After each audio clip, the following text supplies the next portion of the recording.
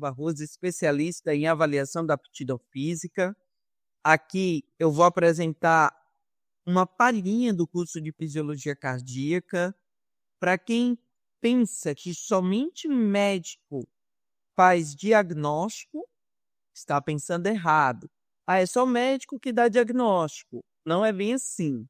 Lá no nosso quadro de ética tem informando que nós também podemos diagnosticar. Agora, como se dá esse diagnóstico? Esse diagnóstico, ele se dá por meio do movimento. Então, por exemplo, quando eu faço uma avaliação física, e nessa avaliação física eu classifico essa pessoa, certo?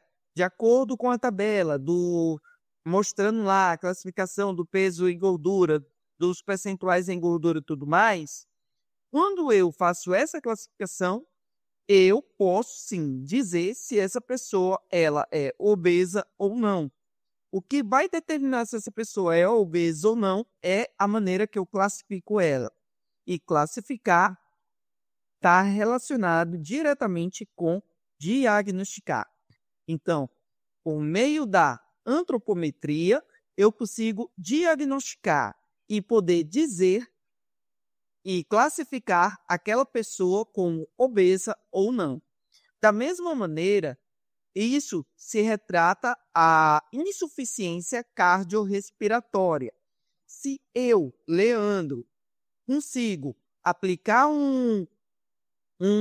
por meio do movimento humano, e neste movimento humano eu consigo identificar e diagnosticar que a pessoa está com uma insuficiência cardiorrespiratória, está totalmente correto, porque eu envolvi o movimento humano. Agora, se eu pego um raio-x, uma ressonância magnética, identifiquei, se eu sou um profissional da saúde, eu tenho capacidade de identificar. Se eu identifiquei a comorbidade e, por meio da identificação, eu dou o diagnóstico, está errado. Por quê? Porque isso seria uma função do médico. Posso sim usar os exames clínicos para identificar e, por meio do que eu identifiquei, aplicar o treinamento humano. Por exemplo, a pessoa tem falta de... apresentou no seu exame clínico um baixo índice de ferro. Então, isso significa que eu posso imaginar que não seria tão eficiente o treinamento aeróbio para esse indivíduo. Por quê? Porque o ferro está totalmente relacionado com a captação do oxigênio. Então, esses são alguns conceitos de como que eu posso estar utilizando para identificar por meio de análises hemodinâmicas e outras questões, outros exames em si. Mas eu não vou poder diagnosticar, poder laudar, dizendo que a pessoa tem isso, isso, aquilo, outro. Mas, quando se trata relacionado ao movimento humano em si, eu posso sim diagnosticar e também posso laudar, porque eu estou envolvendo o movimento humano no diagnóstico. E aqui neste vídeo nós iremos aprender como diagnosticar uma insuficiência cardiorrespiratória e essa insuficiência cardiorrespiratória ao ser identificada por meio do movimento humano. Então a gente vai aprender isso nesse vídeo hoje, tá? E o nosso norte é fisiologia cardíaca. Aqui, o tema do nosso assunto é avaliação diagnóstica de insuficiência cardiorrespiratória no exercício físico, ou seja, no movimento humano. Aqui, iremos estudar fisiologia cardíaca e sua morfologia, teste ergonométrico, VO2 máximo, fórmula do percentual do VO2 máximo, artigo de insuficiência cardíaca, morfologia da insuficiência cardíaca na cardiomegalia e a morfologia da cardiomiopatia hipertrófica e outras insuficiências, tais como miopatia mitocondrial e insuficiência pulmonar. Gente, Na boa, esse assunto é um assunto top.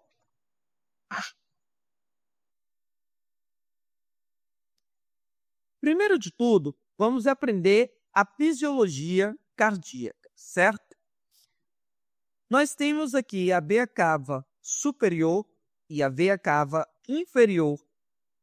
O sangue que entra pela veia cava inferior e superior é um sangue pobre de oxigênio e rico em gás carbônico, o que é tóxico para o nosso corpo. E o nosso corpo precisa eliminar. E aí, esse sangue, ele se encontra nesse ponto aqui, ó, ádrio direito.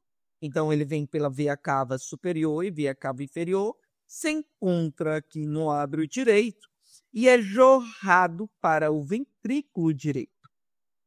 O ventrículo direito, por sua vez, ocorre uma contração muscular e essa contração muscular é desaguado sangue nos pulmões. Então, vem aqui por essa artéria e nessa artéria é encaminhado para a artéria pulmonar esquerda e a artéria pulmonar direita, que nesta imagem não está mostrando a artéria pulmonar direita, mas é encaminhado para cá. E aí, chegando lá nos pulmões, o sangue ele é oxigenado, ele tem algumas moléculas de gás carbônico também, mas seria a predominância dessa vez já é o oxigênio, então ele tem mais oxigênio, poderia dizer 95% de oxigênio e apenas 5% de gás carbônico que se encontra lá nos pulmões. Então, nesse caso, vai fazer a troca gasosa e essa troca gasosa é enviado sangue de volta para o coração. E aí, uma vez que foi oxigenado, esse sangue ele retorna ao coração pelo ádrio esquerdo. E quando ele retorna para chegar aqui no ádrio esquerdo, ele vem pela veia pulmonar superior esquerda e pela veia pulmonar inferior esquerda. Então, esse sangue ele preenche esse ádrio esquerdo e esse ádrio esquerdo contrai enviando o sangue para o ventrículo esquerdo.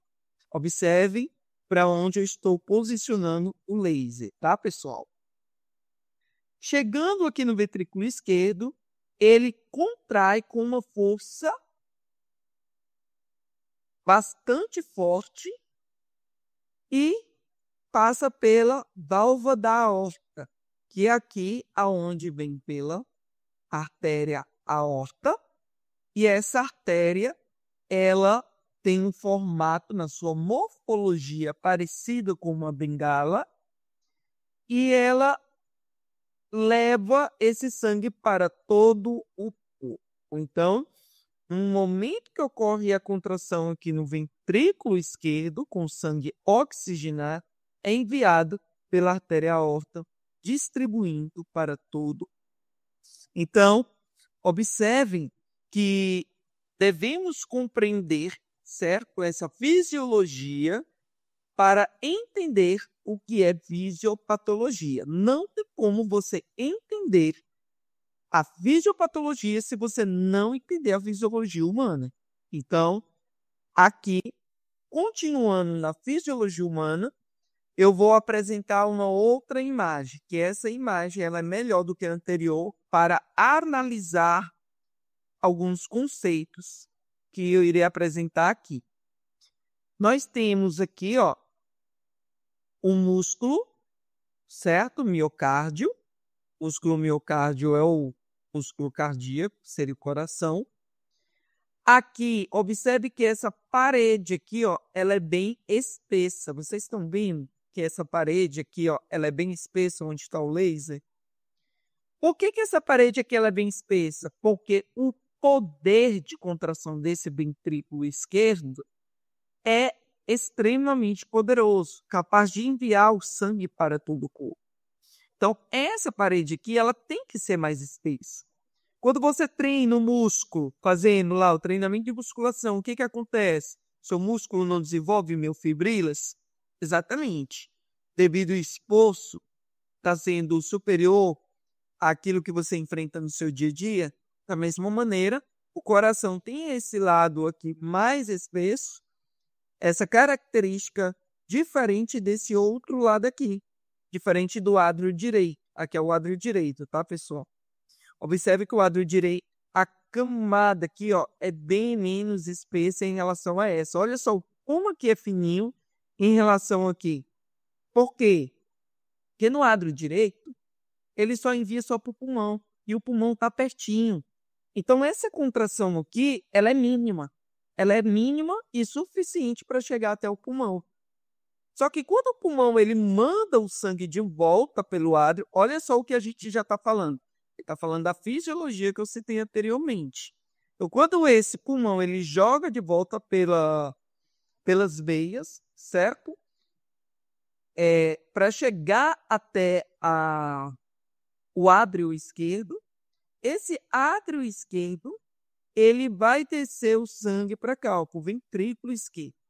E aqui no ventrículo esquerdo, que essa contração ela tem que ser muito forte, muito poderosa para jorrar o sangue para todo o corpo. Beleza, pessoal? Então, essa aqui é a morfologia e fisiologia cardíaca que devemos compreender até o momento. E o que seria a fisiopatologia? Aqui nós temos 3 imagens. Temos a imagem do coração normal, a imagem do coração que tem a hipertrofia do ventrículo esquerdo, que é a cardiomiopatia hipertrófica, e nós temos aqui o coração que está com o ventrículo esquerdo bem mais dilatado, com um espaço muito maior, certo? E a camada aqui ó, do músculo bem mais fina, ok? Então, aqui seria a cardiomegalia. Então, aqui a cardiomegalia e aqui a cardiomiopatia hipertrófica. Agora, observe o seguinte, que ambas, certo? Tanto a cardiomiopatia hipertrófica quanto a cardiomegalia, elas são insuficiências cardiorrespiratórias. Agora, por que são insuficiências cardiorrespiratórias? Porque aqui, na cardiomiopatia hipertrófica, olha a grossura dessa parede aqui, ó, do músculo cardíaco. É muito espesso. Aqui, gente, ó, no coração normal, ele é espesso, mas não é exagerado. Na cardiomiopatia hipertrófica, que é exagerado. Chega a diminuir o espaço do ventrículo onde vai descer o sangue. Então, o sangue que vem aqui ó, no ádrio, que é oxigenado, vai descer para o ventrículo aqui. Ó. Só que quando ele descer, ele rapidamente vai ser preenchido esse ventrículo. Por quê? Porque o músculo está tão espesso que ocupou o espaço de onde o sangue deveria estar presente. Então, como não tem tanto sangue nesse ventrículo, apesar do músculo estar muito forte, ele só vai jorrar aquela quantidade que conseguiu entrar. Então, entrou uma quantidade insuficiente, vai ser jorrado para o corpo uma quantidade insuficiente. Isso obriga o coração a ter que bater mais vezes por minuto para atender a demanda fisiológica do teu corpo, para atender toda a tua estrutura do corpo. Apesar do músculo estar muito hipertrofiado, ele vai precisar contrair mais vezes para atender essa demanda e necessidade de oxigenação dos teus tecidos. Esse tipo de coração aqui é o coração dos bodybuilders, quando utilizam, por exemplo, fármacos para aumentar seu índice de massa muscular. E esses fármacos, eles não vão afetar apenas o músculo esquelético, também afetará o coração, fazendo com que o coração ganhe essas paredes muito espessas. Outro problema aqui seria da insuficiência dessa parede cardíaca é a insuficiência de irrigar esse tecido. A artéria coronária, que é a artéria que irriga esse coração, ela é muito fininha e ela é suficiente para atender essa demanda aqui, ó, do coração normal. Mas a artéria coronária, ela não vai conseguir atender um músculo muito espesso. Vai ter dificuldade na oxigenação e isso pode gerar morte tecidual. Então, regiões que o oxigênio não está chegando ali no coração pode gerar uma morte tecidual por falta de oxigenação e o músculo vir sofrer uma lesão. E aí seu coração nunca mais volta a ser o mesmo de antes, tá bom? E aí, saindo daqui dessa fisiopatologia, vamos agora para a fisiopatologia do ventrículo esquerdo dilatado, que seria a cardiomegalia. Então, falamos da cardiomiopatia hipertrófica, agora vamos falar da cardiomegalia, que é o coração dilatado. Aqui, eu já tenho muito sangue acumulado, ó, porque o espaço do ventrículo é muito maior em relação ao coração normal, tá aqui o coração normal. Então, aqui a cardiomegalia o espaço, ele é muito maior. A parede do ventrículo é mais fina. Olha aqui, ó, do coração normal, olha a espessura.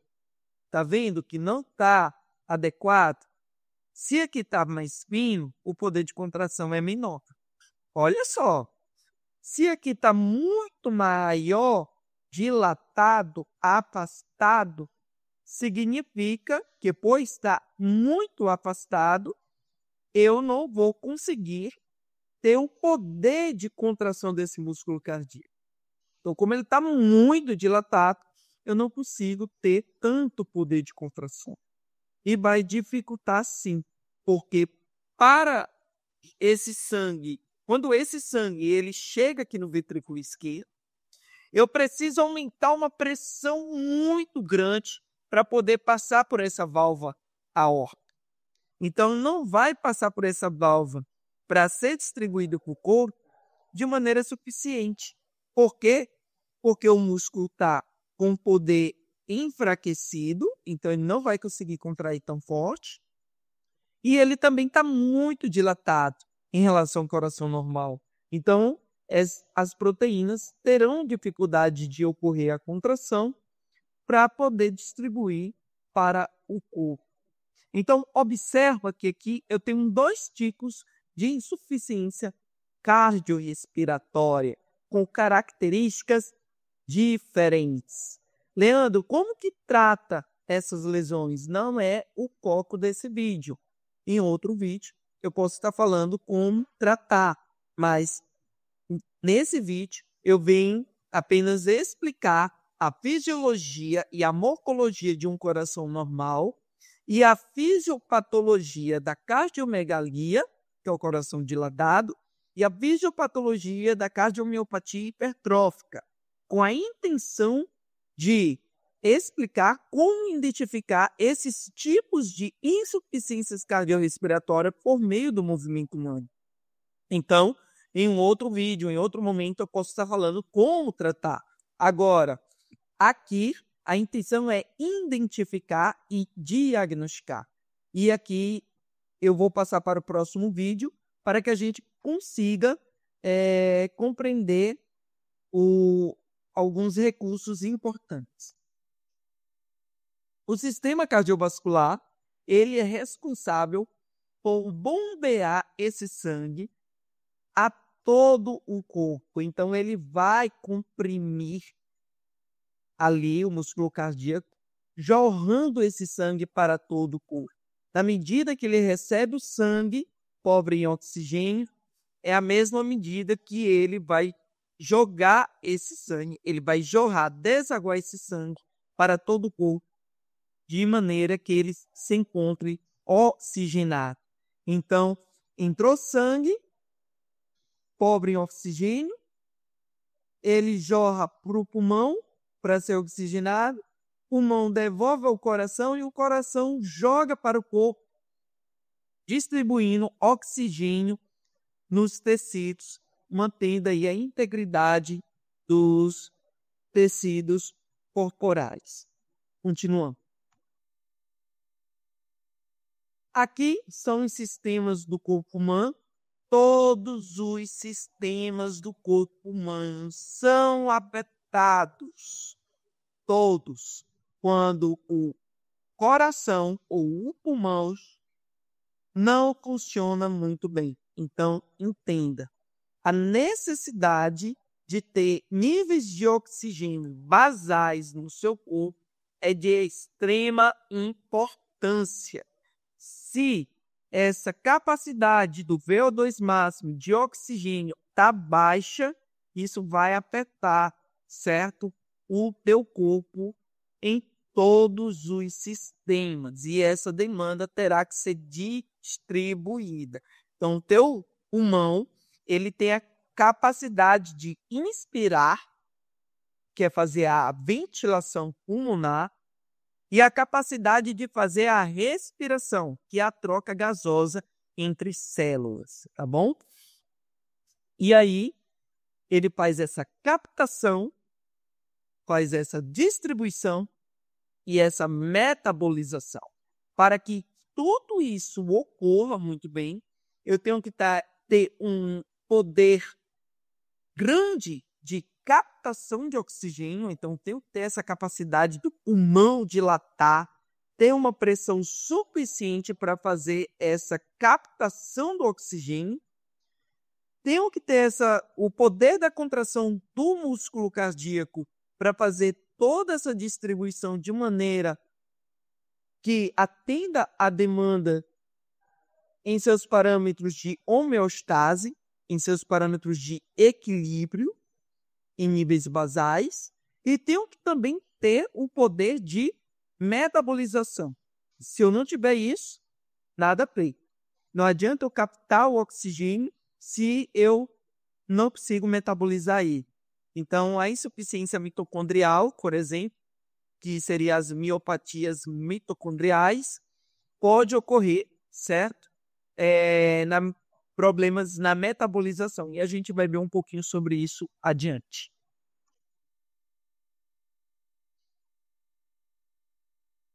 Sobre o coração, nós temos aqui algumas condições que podem afetar o coração. Lembrando que aqui só são algumas, tá? Eu listei hipertensão, cardiomegalia, cardiomiopatia hipertrófica, insuficiência cardíaca, que está relacionado à cardiomegalia e à cardiomiopatia hipertróficas, infarto agudo do miocárdio, acidente vascular cerebral, doença coronariana, arritmias cardíacas e doenças nas válvulas cardíacas. Vocês perceberam que aqui eu listei alguns problemas de insuficiências cardiorrespiratórias. Mitocôndria. A mitocôndria, ela é uma organela que se encontra dentro das nossas células. E ela é onde metaboliza o oxigênio. Não adianta o pulmão captar o oxigênio, não adianta o coração bombear esse sangue oxigenado aos tecidos, e quando chegar na mitocôndria, ela não conseguir metabolizar. Então, nós temos algumas miopatias mitocondriais e eu listei aqui para vocês. Eu não vou ler, certo? Mas aí vocês podem parar o vídeo e estudar melhor sobre isso.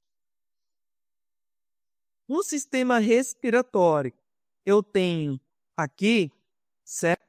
Algumas condições também que pode estar afetando o pulmão e gerando uma insuficiência respiratória. Pneumonia, asma, bronquite, bronquiolite, tuberculose, apneia obstrutiva do sono, doença pulmonar obstrutiva e câncer de pulmão. Tudo isso gera uma insuficiência na captação de oxigênio. Lembrando, por que eu estou apresentando outros tipos de insuficiências? Quando a gente aplicar o teste para descobrir uma insuficiência cardiorrespiratória, não tem como eu saber se essa insuficiência está na mitocôndria, se está no pulmão, se está no coração. Tem como eu identificar que existe uma insuficiência cardiorrespiratória. Agora, qual? Aí só quem vai classificar diante do diagnóstico vai ser o médico. Mas o diagnóstico e prognóstico eu já posso dar no ato da aplicação do exercício, na avaliação, no ato da avaliação, para poder diagnosticar e encaminhar para o médico especializado daquela característica, que geralmente a gente, que é profissional de educação física, ao identificar essa condição, eu posso encaminhar para um cardiologista e um pneumologista. De início, esses dois, na identificação do que está ocorrendo com esse indivíduo, já é de grande valia. Continuando. O teste ergométrico. Digamos que eu vou avaliar um indivíduo e eu apliquei o teste de VO2 máximo.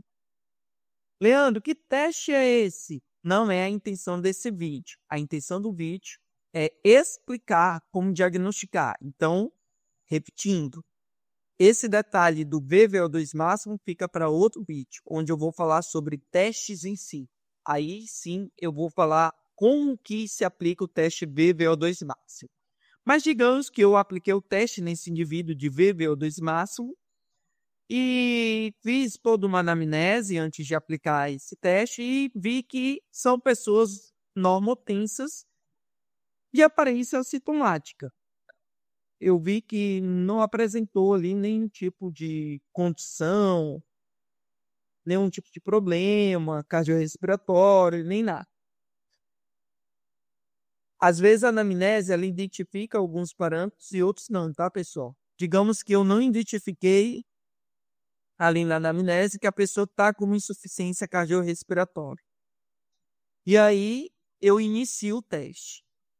Vou aplicar a pessoa num teste de VO2 máximo, coloco o monitor cardíaco.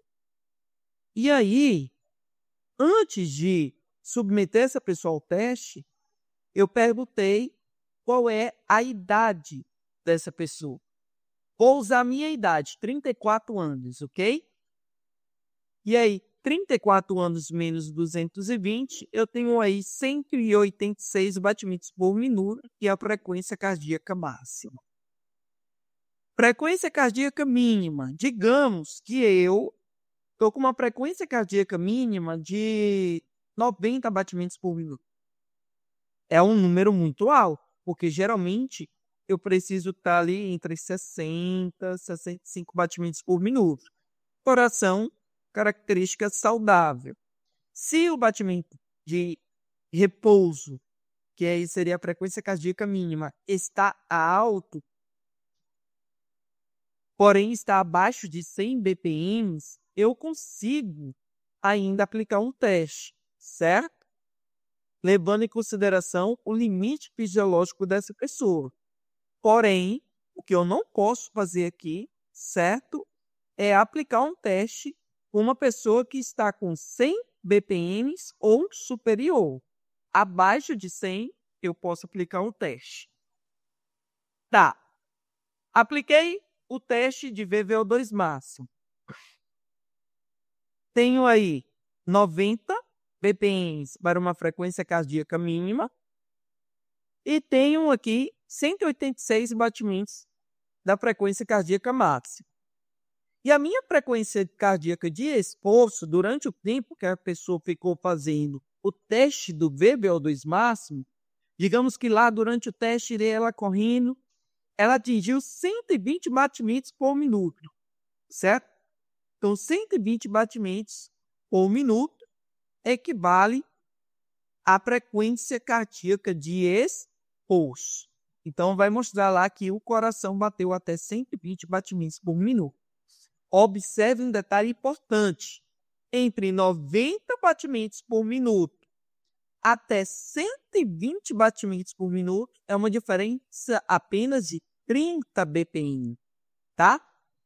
Então, lembre-se sempre disso. Observa que o número ali foi muito pouco, ó, de 90 para 120, são 30 batimentos por minuto apenas, e a pessoa já ficou exausta, já ficou cansada e já começou a talvez, vamos imaginar que ela terminou o teste, ela ficou tonta, ela terminou o teste, ela ficou com enjoos, ou com cãibra, ou com dormência no braço. Isso é um indicativo de insuficiência cardiorrespiratória. Agora, qual? Aí ela precisa ir no médico. E é você que lauda e é você que encaminha. Frequência cardíaca de reserva. O que é frequência cardíaca de reserva? É quando você pega a máxima, que no caso aqui o 220 menos a idade deu 186, né, BPM. E eu pego esse 186 da máxima e diminuo pela mínima. Então, quando eu diminuo pela mínima, que seria 90, certo? Eu teria o resultado da máxima com a mínima faz a reserva, tá bom? E agora a gente vai ver a aplicação da fórmula. E aqui eu deixei um aviso. Atenção aos 40% do VO2 máximo. Ok. Essa fórmula, gente, ela é uma fórmula de percentual do VO2 máximo. Lembrando, isso aqui são níveis percentuais. 10% de VO2 máximo, 20%, 30%, 90%, 100%. Ok? Então, isso aqui são níveis percentuais. Observe aqui, ó, que em níveis percentuais do VO2 máximo, a relação para descobrir esses níveis seria frequência cardíaca de esforço menos frequência cardíaca mínima. Então, se a minha de esforço é 120, como eu citei aqui, eu fiz o teste lá de VO2 máximo correndo e deu 120 de esforço, aí eu subtraio pela frequência cardíaca mínima. Vamos imaginar que a mínima eu identifiquei pela artéria radial, ou eu identifiquei a frequência cardíaca mínima pelo oxímetro, certo? Diminuir 120 menos 90, ficou 30. Já aqui, ó, embaixo, seria a frequência cardíaca máxima, que seria 186, que é 220 menos a idade, menos a de repouso, que seria a mínima. Então, eu boto aqui 90 também. Então, 120 de esforço menos a mínima, dá 30. 186, que é a máxima, menos a mínima, dá 96. 30 dividido por 96, eu tenho 0,31 e 25. Aí eu multiplico por 100, porque são níveis percentuais. Então, eu pego esse valor aqui e multiplico por 100. E aí eu tenho que o meu percentual do VO2 máximo que foi utilizado para atingir 120 batimentos por minuto foi de 31,25%. O que isso aqui significa? Certo? Significa que se tiver abaixo de 40% ou até 40%, é um indicativo de insuficiência cardiorrespiratória. E esse aqui é um artigo que fala sobre isso, certo? Então, quando está abaixo de 40% do VO2 máximo, é um indicativo de insuficiência cardiorrespiratória. Ou seja, por meio de um protocolo, de uma fórmula, onde você pega a frequência cardíaca de esforço menos a mínima, dividido pela frequência cardíaca máxima menos a mínima, eu consigo encontrar o percentual da frequência cardíaca, ou o percentual do VO2 máximo, certo? Que foi atendido naquela demanda durante a atividade física. Então, se a pessoa, durante o teste de aptidão, ela, de 90 batimentos na taxa ali de repouso, ela oscilou apenas 30 batimentos e logo ela ficou cansada, já ficou exausta, já apresentou alguns sintomas, ou mesmo que não tenha apresentado nenhum tipo de sintoma, que ela tenha apenas ficado cansada em si, ela não conseguiu sobressair, ela chegou no nível de exaustão, porque o VVO2 máximo é um teste aplicado até a exaustão. Então, se ela já chegou na exaustão, com uma diferença de apenas 30 batimentos, alguma coisa aí está errada. Então, isso significa que a demanda dela aí é de insuficiência cardiorrespiratória, que não consegue atender a demanda fisiológica para irrigar o oxigênio em todos os tecidos. Agora, Leandro, onde se encontra essa insuficiência? Aí não é mais o nosso papel. Seria o papel de investigação médica, onde vai identificar onde ocorre, se é na mitocôndria, se é no pulmão ou se é no coração. Então, aqui eu expliquei que você, por meio do exercício, ou seja, por meio de um teste VVO2 máximo, você consegue identificar se a pessoa tem ou não uma insuficiência cardiorrespiratória, com uma fórmulazinha simples. Aqui eu coloquei também dizendo que se a frequência cardíaca não reduzir em 3 minutos, é um indicativo também de insuficiência cardiorrespiratória. Ora, pense bem na fisiologia comum, que foi a fisiologia que eu expliquei no início do vídeo. O sangue entra pela veia cava superior e inferior para o ádrio direito. Lá no ádrio direito, é jorrado sangue para o ventrículo direito. Nesse ventrículo direito, esse sangue vai até o pulmão, é oxigenado, retorna pelas veias, essas veias irrigam o ádrio esquerdo com sangue rico em oxigênio, desce para o ventrículo esquerdo, e desse ventrículo esquerdo, rico em oxigênio, esse sangue já rico em oxigênio, é jogado para todo o corpo. Se esse sangue está chegando em todo o corpo, porém não está oxigenando os tecidos, e rapidamente você já se apresenta cansado, já exausto, em uma atividade que mal começou, ou você está com insuficiência pulmonar, problema de captação de oxigênio, ou insuficiência cardíaca, no poder da distribuição, ou uma insuficiência mitocondrial, na metabolização. Por quê? Porque não está chegando sangue suficiente. Então, gente, a educação física é uma educação física que tem a capacidade, por um protocolo simples, de identificar se tem ou não uma insuficiência cardiorrespiratória. Observações do vídeo que eu irei apresentar. Lembre-se, cada pessoa é uma pessoa. Aqui eu usei o exemplo do VVO2 máximo. Você não vai aplicar o VVO2 máximo em um idoso de 80 anos.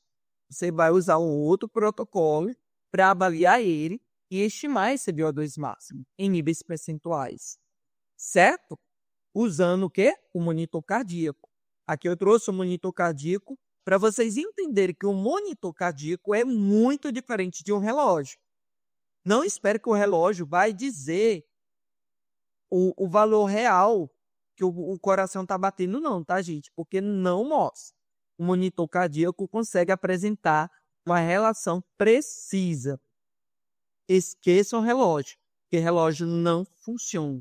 Então, aqui, o monitor cardíaco ele é uma relação precisa. Agora, lembre-se também, tá? Que ao avaliar, ao diagnosticar, você não vai poder dizer que a pessoa está com insuficiência na mitocôndria ou insuficiência no coração, não. Você vai apenas botar lá no laudo que apresentou uma insuficiência cardiorrespiratória que precisa ser investigada de maneira mais profunda, certo? E isso você vai laudar e vai entregar para levar para um médico especializado. Agora, lembre-se também que cada pessoa é uma pessoa e que o VVO2 máximo é aplicado a um público X, de acordo com a anamnese que você fez, como outro tipo de protocolo de Cooper, pode ser aplicado em outra pessoa. Outro protocolo pode ser aplicado para um outro tipo de público, então obeso, idoso, homem, mulher, criança, tudo muda. E aqui eu usei apenas o exemplo do V-Velders máximo como uma maneira representativa para a gente entender como se aplica um teste, em que momento eu avalio, o que é o monitor cardíaco. Então, eu estou mostrando aqui na imagem um monitor cardíaco, certo? E aí você pode usar desses recursos e desse conhecimento para interpretar e diagnosticar que a pessoa tem uma insuficiência cardiorrespiratória. Você não vai poder, em momento nenhum, dizer que tipo de insuficiência essa pessoa tem, certo? De repente você disse que a pessoa está com uma insuficiência cardiorrespiratória lá no coração, mas ela pode estar no pulmão, no problema da captação. E aí, você se responsabiliza por falso diagnóstico, tá? Principalmente porque esse tipo de diagnóstico não é da sua competência, é de competência médica. Mas saber se tem ou não já é da sua competência. Fique você ciente disso. Então, aqui é o curso de Fisiologia Cardíaca e é uma palhinha do conhecimento que eu estou apresentando para vocês. Espero que vocês tenham gostado, gente, desse vídeo, desse curso. Perceberam que o vídeo ele é de 41 minutos aproximadamente, mas que vale a pena, porque aqui tem conhecimento puro sobre fisiologia cardíaca. Valeu, pessoal. Muito obrigado. Se inscreve no canal, me motiva a continuar produzindo conteúdo de educação física clínica e que eu consiga trazer para vocês e ajudar essas pessoas que estão aí na faculdade ou que são profissionais que estão merecendo compreender melhor a nossa profissão e que enfrentaram dificuldade, né, na sua formação e graduação e que estão atuando na área, mas que têm medo de atuar com determinados públicos porque não sabe avaliar, não sabe como prescrever, não sabe como orientar. Então, aqui esse canal é para pegar a educação física clínica e fazer assim, ó, facilitar para vocês. Então, se inscreve, clica no sininho, certo? E recebe as notificações que eu irei sempre estar aqui produzindo vídeo de qualidade para vocês. Muito obrigado e um abraço a todos.